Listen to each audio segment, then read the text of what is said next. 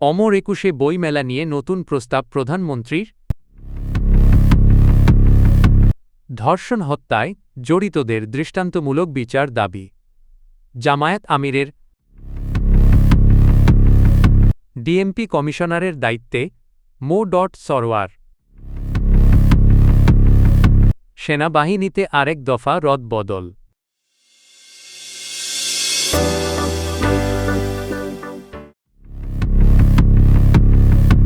অমর একুশে বইমেলাকে ভবিষ্যতে আন্তর্জাতিক বইমেলায় রূপ দেওয়ার প্রস্তাব দিয়েছেন প্রধানমন্ত্রী তারেক রহমান।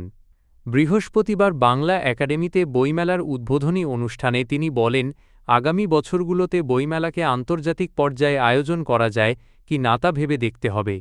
প্রধানমন্ত্রী বলেন, বইমেলা আন্তর্জাতিক হলে বিশ্বসাহিত্য, বিভিন্ন ভাষা ও সংস্কৃতি সম্পর্কে মানুষের জানার সুযোগ বাড়বে। এতে জ্ঞানভিত্তিক সমাজ গঠনে সহায়তা করবে। তিনি আরও বলেন, বাংলা ভাষাকে জাতিসংঘের দাপ্তরিক ভাষা হিসেবে স্বীকৃতি পেতে উদ্যোগ নেওয়া প্রয়োজন। তারেক রহমান বলেন, অমর একুশে বইমেলা শুধু বই বিক্রির আয়োজন নয়, এটি শিক্ষা ও সংস্কৃতি বিকাশের একটি গুরুত্বপূর্ণ ক্ষেত্র। তিনি প্রস্তাব দেন, বইমেলা শুধু ঢাকা নয়, সারা বছর দেশের বিভাগ, জেলা ও উপজেলায় আয়োজন করা যেতে পারে। এক্ষেত্রে প্রকাশকদের উদ্যোগ এবং সরকারের সহযোগিতা থাকবে বলেও জানান তিনি। প্রধানমন্ত্রী বলেন, বইমেলা নতুন প্রজন্মের প্রতিভা বিকাশে গুরুত্বপূর্ণ ভূমিকা রাখে এবং এটি সবার মিলন মেলায় পরিণত হওয়া উচিত। ঢাকা ও নরসিংদীতে সাম্প্রতিক শিশু ও কিশোরী হত্যার ঘটনায় ক্ষোভ প্রকাশ করেছেন জামায়াতে ইসলামীর আমির ডা. শফিকুর রহমান। তিনি এসব ঘটনার দোষীদের দ্রুত গ্রেপ্তার ও দৃষ্টান্তমূলক শাস্তির দাবি জানিয়েছেন।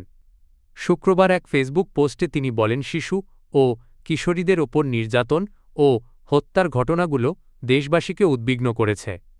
তিনি অভিযোগ করেন, কিছু ক্ষেত্রে অপরাধীদের রক্ষা করার চেষ্টা এবং ভুক্তভোগী পরিবারকে ভয়ভীতি দেখানোর ঘটনা ঘটছে, যা মানবাধিকার লঙ্ঘনের শামিল।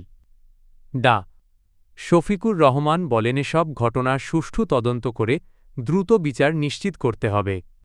তিনি আরও বলেন, ক্ষতিগ্রস্ত পরিবারগুলোর নিরাপত্তা, চিকিৎসা ও আইনি সহায়তা নিশ্চিত করা প্রয়োজন।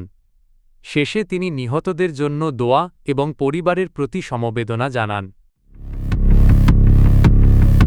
ঢাকা মেট্রোপলিটন পুলিশের নতুন কমিশনার যোগ না দেওয়া পর্যন্ত অতিরিক্ত পুলিশ কমিশনার মো. সরওয়ার অস্থায়ীভাবে দায়িত্ব পালন করবেন। বৃহস্পতিবার জারি করা এক প্রজ্ঞাপনে এ তথ্য জানানো হয়েছে।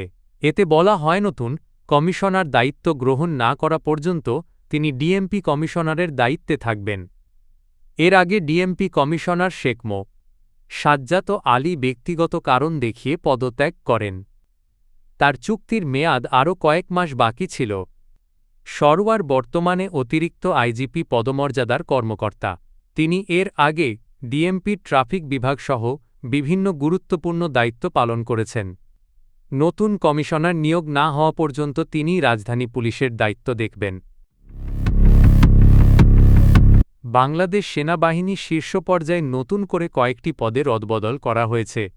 লেফটেন্যান্ট জেনারেল মোহাম্মদ শাহিনুল হককে সেনা সদর দপ্তরের কোয়ার্টার মাস্টার জেনারেল বা কিউএমজি হিসেবে দায়িত্ব দেওয়া হয়েছে। এর আগে তিনি ন্যাশনাল ডিফেন্স কলেজের কমান্ড্যান্ট ছিলেন। অন্যদিকে সাবেক কিউএমজি লেফটেন্যান্ট জেনারেল ফয়জুর রহমানকে ন্যাশনাল ডিফেন্স কলেজের নতুন কমান্ড্যান্ট করা হয়েছে। তিনি এর আগে ডিজিএফআইয়ের মহাপরিচালক হিসেবেও দায়িত্ব পালন করেছেন। এছাড়া military institute of science and টেকনোলজির কমান্ড্যান্ট মেজর জেনারেল নাসিম পারভেজকে রাষ্ট্রদূত হিসেবে দায়িত্ব দিতে পররাষ্ট্র মন্ত্রণালয়ে সংযুক্ত করা হয়েছে।